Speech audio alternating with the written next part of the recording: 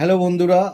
তো আজকের আমি একটা নতুন ফোন নিয়ে কথা বলতে চলেছি, যেটা রিসেন্টলি লঞ্চ করেছে রেনো সিরিজের মধ্যে, রেনো 15C। তো রেনো 15Cর কিছু ইউনিক ফিচার্স নিয়ে আমি কথা বলবো এখন। আগেও আপনি পেয়েছেন বা বহু ফোনে আছে যে front camera plus back camera 50 megapixel, এই ফোনটাতেও আছে অবভিয়াসলি। কিন্তু এর মধ্যে ইউনিকনেস কি আছে, কি আপনার ব্যাক ক্যামেরা যেটা আছে সেখানে আপনি পাবেন 4K আলট্রা ক্লিয়ার ভিডিও। তো সেক্ষেত্রে কি হবে, আপনি যদি ভিডিও রেকর্ডিং করেন আপনি অনেক ক্লিয়ার আর শার্প ভিডিও পাবেন। প্লাস আপনার ফ্রন্ট ক্যামেরায় আপনি 100 ডিগ্রি ফিল্ড অফ ভিউ দিয়ে আপনি সেলফি ক্যাপচার করতে পারবেন, যেখানে আপনার গ্রুপ ফটো বা ব্যাকে আপনি সুন্দর আর্কিটেকচার বা কোনো কিছু আপনি যদি ক্যাপচার করতে চান যেটা আপনার ফ্রেমের মধ্যে আসে না, তো এটা ইন্ডাস্ট্রি এক্সক্লুসিভ। আপনার 100 ডিগ্রি ফিল্ড অফ ভিউ হওয়ার কারণে আপনি সেই ফটোগুলো ক্যাপচার করতে পারবেন। সোশ্যাল মিডিয়ায় যারা ফটো ভিডিও নিয়মিত পোস্ট করেন তাদের জন্য বলে রাখি, এর মধ্যে একটা ইউনিক ফিচার্স আছে যেটা হচ্ছে পপ আউট ফিচার্স।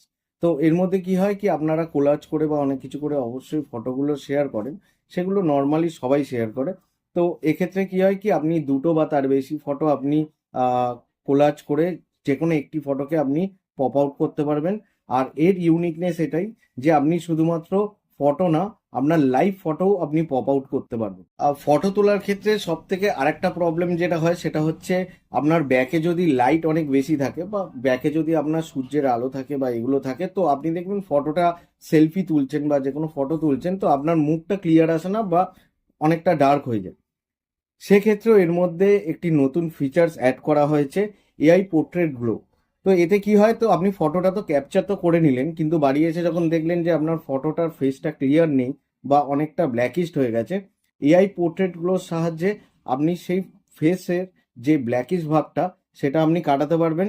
আপনি নিজের মতো অ্যাডজাস্ট করে আপনি এই আলো, যে ফেসের যে লাইটটা সেটা আপনি বাড়াতে বা কমাতে পারবেন। আরেকটা বলে রাখি, রেনো 15C সব থেকে এক্সক্লুসিভ ফিচার্স হচ্ছে, শুধুমাত্র আপনি এটা ওপর ফোনেই পাবেন, যেটা হচ্ছে এআই মাইন্ড স্পেস।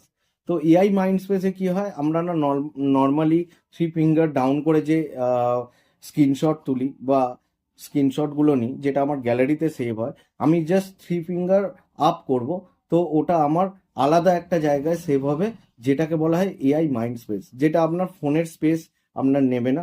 প্লাস ওর মধ্যে আপনার এআই এর যা যা ফিচার্স আছে, ধরুন আপনি কোনো ট্রাভেল করতে চাইছেন তার ডিটেলস চাইছেন, বা কোনো কিছু আপনি শিডিউল করেছেন সেটা আপনি ওখানে সেভ করে রাখতে চাইছেন, যেটা আপনার নোটিফাই করবে, সমস্ত কিছু ওর মধ্যে হয়। এবং আপনি সেগুলোকে সামারাইজ করেও রাখতে পারেন, যেটা আপনার পরবর্তীকালে আপনি যদি জাস্ট ওখানে সার্চ